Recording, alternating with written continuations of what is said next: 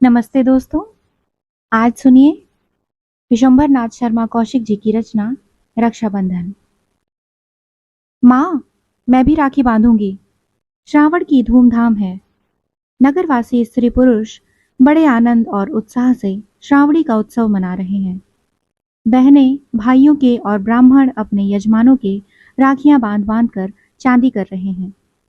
ऐसे ही समय एक छोटे से घर में 10 वर्ष की बालिका ने अपनी माता से कहा, माँ, मैं भी राखी बांधूंगी। उत्तर में माता ने एक ठंडी सांस भरी और कहा, किसके बांधेगी? बेटी, आज तेरा भाई होता तो। माता आगे कुछ न कह सकी। उसका गला रुंध गया और नेत्र अश्रुपूर्ण हो गए। अबोध बालिका ने अठला कर कहा, तो क्या भैया के ही राखी बांधी जाती है और किसी के नहीं? भैया नहीं है तो अम्मा, मैं तुम्हारे ही राखी बांधूंगी। इस दुख के समय भी पुत्री की बात सुनकर माता मुस्कुराने लगी और बोली, अरे, तू इतनी बड़ी हो गई, भला कहीं माँ की भी राखी बांधी जाती है? बालिका ने कहा, वाह, जो पैसा दे उसी की राखी बांधी जाती है। माता, अरे पगली, पैसे भर नहीं, भाई के ही राखी बांधी जाती है। बालिका उदास हो गई। माता घर का काम काज करने लगी।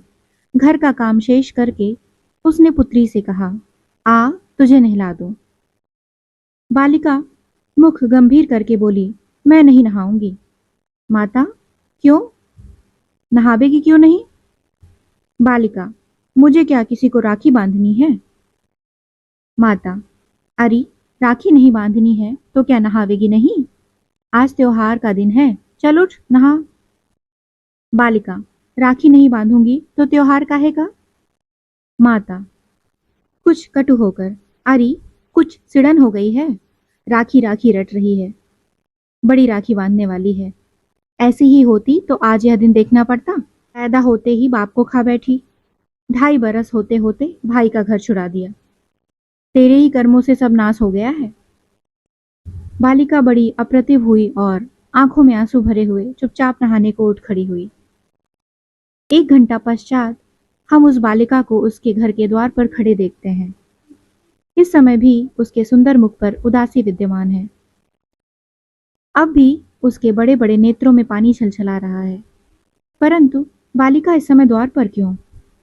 जान पड़ता है वह किसी कार्यवश खड़ी है, क्योंकि उसके द्वार के सामने से जब कोई निकलता है तब वह बड़ी उत्सुकता से उसकी ओर ताकने लगती है, मानो वह मुख से कुछ कहे बिना केवल इच्छा शक्ति से ही उस पुरुष का ध्यान अपनी ओर आकर्षित करने की चेष्टा करती थी। परंतु जब उसे इसमें सफलता नहीं होती तब उसकी उदासी बढ़ जाती। इसी प्रकार 1, 2, 3 करके कई पुरुष बिना उसकी ओर देखे निकल गए। अंत को बालिका निराश होकर घर के भीतर लौट जाने को उद्यत ही हुई थी। एक सुंदर युवक की दृष्टि, जो कुछ सोचता हुआ धीरे धीरे जा रहा था, बालिका पर पड़ी। बालिका की आंखें युवक की आंखों से जा लगी। न जाने उन उदास तथा करुणापूर्ण नेत्रों में क्या जादू था कि युवक ठिठक कर खड़ा हो गया और बड़े ध्यान से सिर से पैर तक देखने लगा। ध्यान से देखने पर युवक को ज्ञात हुआ कि बालिका की आंखें अश्रुपूर्ण हैं। तब वह अधीर हो उठा, निकट जाकर पूछा, बेटी, क्यों रोती हो? बालिका इसका कुछ उत्तर न दे सकी, परंतु उसने अपना एक हाथ युवक की ओर बढ़ा दिया। युवक ने देखा बालिका के हाथ में एक लाल डोरा है। उसने पूछा, यह क्या है? बालिका ने आंखें नीची करके उत्तर दिया, राखी। युवक समझ गया। उसने मुस्कुराकर अपना दाहिना हाथ आगे बढ़ा दिया। बालिका का मुख कमल खिल गया। उसने बड़े चाव से युवक के हाथ राखी बांध दी। राखी बंधवा चुकने पर युवक ने जेब में हाथ डाला और 2 रुपए निकालकर बालिका को देने लगा, परंतु बालिका ने उन्हें लेना स्वीकार न किया। बोली, नहीं, पैसे दो। युवक, ये पैसे से भी अच्छे हैं। बालिका, नहीं, मैं पैसे लूंगी, यह नहीं। युवक, ले लो बिटिया, इसके पैसे मंगा लेना, बहुत से मिलेंगे। बालिका, नहीं, पैसे दो। युवक ने 4 आने पैसे निकालकर कहा, अच्छा ले, पैसे भी ले और यह भी ले। बालिका, नहीं, खाली पैसे लूंगी। तुझे दोनों लेने पड़ेंगे। यह कहकर युवक ने बलपूर्वक पैसे तथा रुपए बालिका के हाथ पर रख दिए। इतने में घर के भीतर से किसी ने पुकारा, अरे सरस्वती यानी सरस्वती कहाँ गई? बालिका ने आई कहकर युवक की ओर कृतज्ञतापूर्ण दृष्टि डाली और चली गई। गोलागंज लखनऊ की एक बड़ी तथा सुंदर अट्टालिका के एक सुसज्जित कमरे में एक युवक चिंता सागर में निमग्न बैठा है। कभी वह ठंडी सांसें भरता है, कभी रुमाल से आंखें पोंछता है, कभी आप ही कहता है, हाँ, सारा परिश्रम व्यर्थ गया, सारी चेष्टाएं निष्फल हुईं। क्या करूं, कहाँ जाऊं, उन्हें कहाँ ढूंढूं? सारा उन्नाव छान डाला, परंतु फिर भी पता न लगा। युवक आगे कुछ कहने को था कि कमरे का द्वार धीरे धीरे खुला और एक नौकर अंदर आया। युवक ने कुछ विरक्त होकर पूछा, क्यों, क्या है? नौकर, सरकार, अमरनाथ बाबू आए हैं। युवक संभल कर, अच्छा, यहीं भेज दो। नौकर के चले जाने पर युवक ने रुमाल से आंखें पोंछ डाली और मुख पर गंभीरता लाने की चेष्टा करने लगा। द्वार फिर खुला और एक युवक अंदर आया। युवक, आओ भाई अमरनाथ।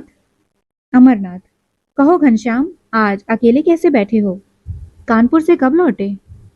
घनश्याम, कल आया था। अमरनाथ, उन्नाव भी अवश्य ही उतरे होंगे। घनश्याम, एक ठंडी सांस भरकर, हाँ, उतरा था, परंतु व्यर्थ। वहां अब मेरा क्या रखा है? अमरनाथ, परंतु करो क्या, हृदय मानता नहीं। क्यों? सच पूछो तो बात ही ऐसी है। यदि तुम्हारे स्थान पर मैं होता तो मैं भी ऐसा ही करता। घनश्याम, क्या कहूँ मित्र, मैं तो हार गया। तुम तो जानते ही हो कि मुझे लखनऊ आकर रह रहे 1 वर्ष हो गया और जब से यहाँ आया हूँ उन्हें ढूंढने में कुछ भी कसर उठा नहीं रखी, परंतु सब व्यर्थ। अमरनाथ, उन्होंने उन्नाव न जाने क्यों छोड़ दिया और कब छोड़ा इसका भी कोई पता नहीं चलता। घनश्याम, इसका तो पता चल गया ना कि वे लोग मेरे चले जाने के 1 वर्ष पश्चात उन्नाव चले गए, परंतु कहाँ चले गए यह नहीं मालूम।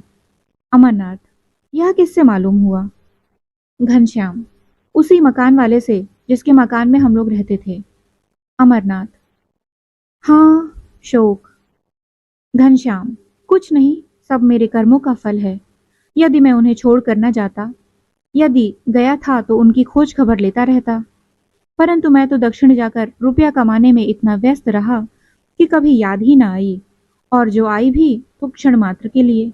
उफ, कोई कभी अपने घर को भूल जाता है? मैं ही ऐसा अधम हूं। अमरनाथ बात काट कर, अजी नहीं, सब समय की बात है। घनश्याम, मैं दक्षिण न जाता तो अच्छा था। अमरनाथ, तुम्हारा दक्षिण जाना तो व्यर्थ नहीं हुआ, यदि न जाते तो इतना धन। घनश्याम, अजी चूल्हे में जाए ऐसा धन किस काम का? मेरे हृदय में सुख शांति नहीं तो धन किस मर्ज की दवा है? अमरनाथ, ये हाथ में लाल डोरा क्यों बांधा है? घनश्याम, इसकी तो बात ही भूल गया, यह राखी है। अमरनाथ, भाई वाह, अच्छी राखी है। लाल डोरे को राखी बताते हो? यह किसने बांधी है? किसी बड़े कंजूस ब्राह्मण ने बांधी होगी। दुष्ट ने 1 पैसा तक खर्चना पाप समझा, डोरे से ही काम निकाला। घनश्याम, संसार में यदि कोई बढ़िया से बढ़िया राखी बन सकती है तो मुझे उससे भी कहीं अधिक प्यारा है यह लाल डोरा। यह कहकर घनश्याम ने उसे खोलकर बड़े यत्नपूर्वक अपने बक्स में रख लिया। अमरनाथ, भाई तुम भी विचित्र मनुष्य हो, आखिर यह डोरा बांधा किसने है? घनश्याम, एक बालिका ने। पाठक समझ गए होंगे कि घनश्याम कौन है। अमरनाथ, बालिका ने कैसे बांधा और कहाँ? घनश्याम, कानपुर में। घनश्याम ने सारी घटना कह सुनाई। अमरनाथ, यदि यह बात है तो सत्य ही यह डोरा अमूल्य है। घनश्याम, न जाने क्यों उस बालिका का ध्यान मेरे मन से नहीं उतरता। अमरनाथ, उसकी सरलता तथा प्रेम ने तुम्हारे हृदय पर प्रभाव डाला है। भला उसका नाम क्या है? घनश्याम, नाम तो मुझे नहीं मालूम। भीतर से किसी ने उसका नाम लेकर पुकारा था, परंतु मैं सुन न सका। अमरनाथ, अच्छा, खैर, अब तुमने क्या करना विचारा है? घनश्याम, धैर्य धरकर चुपचाप बैठने के अतिरिक्त और मैं कर ही क्या सकता हूँ। मुझसे जो हो सका मैं कर चुका। अमरनाथ, हाँ यही ठीक है। ईश्वर पर छोड़ दो, देखो क्या होता है। पूर्वोक्त घटना हुए 5 वर्ष व्यतीत हो गए। घनश्याम दास पिछली बातें प्रायः भूल गए हैं, परंतु उस बालिका की याद कभी कभी आ जाती है। वे उसे देखने एक बार कानपुर भी गए थे, परंतु उसका पता न चला। उस घर में पूछने पर ज्ञात हुआ कि वह वहां से अपनी माता सहित बहुत दिन हुए न जाने कहाँ चली गई। इसके पश्चात ज्यो ज्यो समय बीतता गया, उसका ध्यान भी कम होता गया।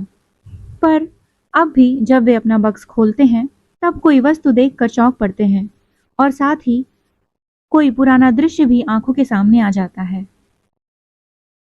घनश्याम अभी तक अविवाहित हैं।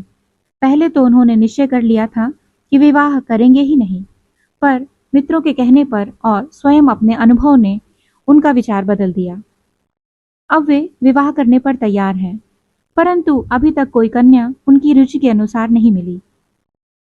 जेठ का महीना है। दिन भर की जला देने वाली धूप के पश्चात सूर्यास्त का समय अत्यंत सुखदायी प्रतीत हो रहा है। इस समय घनश्याम दास अपनी कोठी के बाग में मित्रों सहित बैठे मंद मंद शीतल वायु का आनंद ले रहे हैं। आपस में हास्य रसपूर्ण बातें हो रही हैं। बातें करते करते एक मित्र ने कहा, अजी अभी तक अमरनाथ नहीं आए। घनश्याम, वह मनमौजी आदमी है, कहीं रम गया होगा।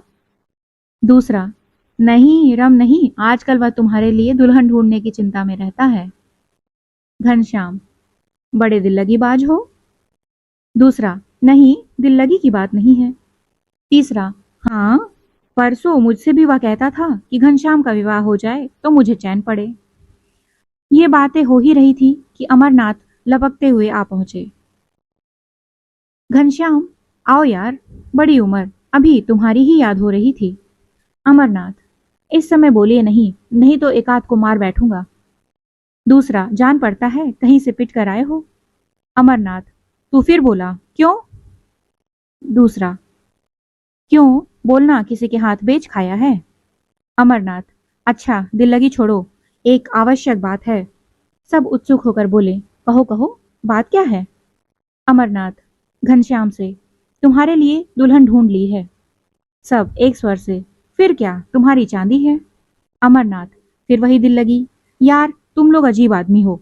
तीसरा, अच्छा बताओ कहाँ ढूंढी। अमरनाथ, यहीं लखनऊ में। दूसरा, लड़की का पिता क्या करता है। अमरनाथ, पिता तो स्वर्गवासी हो गए हैं। तीसरा, यह बुरी बात है। अमरनाथ, लड़की है और उसकी माँ, बस, तीसरा कोई नहीं। विवाह में कुछ मिलेगा भी नहीं। लड़की की माता बड़ी गरीब है। दूसरा, यह उससे भी बुरी बात है। तीसरा, उल्लू मर गए, पट्ठे छोड़ गए। घर भी ढूंढा तो गरीब। कहाँ हमारे घनश्याम इतने धनाढ्य और कहाँ ससुराल इतना दरिद्र। लोग क्या कहेंगे। अमरनाथ, अरे भाई, कहने और ना कहने वाले हम ही तुम हैं, और यहाँ उनका कौन बैठा है जो कहेगा। घनश्याम ने एक ठंडी सांस ली। तीसरा, आपने क्या भलाई देखी जो यह संबंध करना विचारा है। अमरनाथ, लड़की की भलाई। लड़की लक्ष्मी रूपा है, जैसी सुंदर वैसी सरल। ऐसी लड़की यदि दीपक लेकर ढूंढा जावे तो भी कदाचित ही मिले। दूसरा, हाँ यह अवश्य एक बात है। अमरनाथ, परंतु लड़की की माता लड़का देखकर विवाह करने को कहती हैं। तीसरा, यह तो व्यवहार की बात है। घनश्याम, और मैं भी लड़की देखकर विवाह करूंगा। दूसरा, यह भी ठीक ही है। अमरनाथ, तो इसके लिए क्या विचार है। तीसरा, विचार क्या, लड़की देखेंगे। अमरनाथ, तो कब। घनश्याम, कल। दूसरे दिन शाम को घनश्याम और अमरनाथ गाड़ी पर सवार होकर लड़की देखने चले। गाड़ी चक्कर खाती हुई पहियागंज की एक गली के सामने जा खड़ी हुई। गाड़ी से उतरकर दोनों मित्र गली में घुसे। लगभग 100 कदम चलकर अमरनाथ एक छोटे से मकान के सामने खड़े हो गए और मकान का द्वार खटखटाया। घनश्याम बोले, मकान देखने से तो बड़े गरीब जान पड़ते हैं। अमरनाथ, हाँ बात तो ऐसी ही है, परंतु यदि लड़की तुम्हारे पसंद आ जाए तो यह सब सहन किया जा सकता है। इतने में द्वार खुला और दोनों भीतर गए। संध्या हो जाने के कारण मकान में अंधेरा हो गया था, अतएव ये लोग द्वार खोलने वाले को स्पष्ट न देख सके। एक दालान में पहुंचने पर ये दोनों चारपाइयों पर बिठा दिए गए और बिठाने वाली ने, जो स्त्री थी, कहा, मैं जरा दिया जला लूं। अमरनाथ, हाँ जला लो। स्त्री ने दीपक जलाया और पास ही दीवार पर उसमें रख दिया। फिर इनकी ओर मुख करके नीचे चटाई पर बैठ गई, परंतु जो ही उसने घनश्याम पर दृष्टि डाली, एक हृदय भेदी आह उसके मुंह से निकल गई। वह ज्ञान शून्य होकर गिर पड़ी। स्त्री की ओर कुछ अंधेरा था, इस कारण उन लोगों को उसका मुख स्पष्ट न दिखाई पड़ता था। घनश्याम उसे उठाने को उठे, परंतु जो ही उसका सिर उठाया और रोशनी उसके मुख पर पड़ी, त्यों ही घनश्याम के मुख से निकला, मेरी माता, और उठकर वे भूमि पर बैठ गए। अमरनाथ विस्मित हो काष्ठवत बैठे रहे। अंत को कुछ क्षण उपरांत बोले, उफ, ईश्वर की महिमा बड़ी विचित्र है। जिनके लिए न जाने तुमने कहाँ कहाँ की ठोकरें खाई, वे अंत में इस प्रकार मिले। घनश्याम अपने को संभाल कर बोले, थोड़ा पानी मंगाओ। अमरनाथ, किससे मंगाऊं, यहाँ तो कोई दिखाई ही नहीं पड़ता।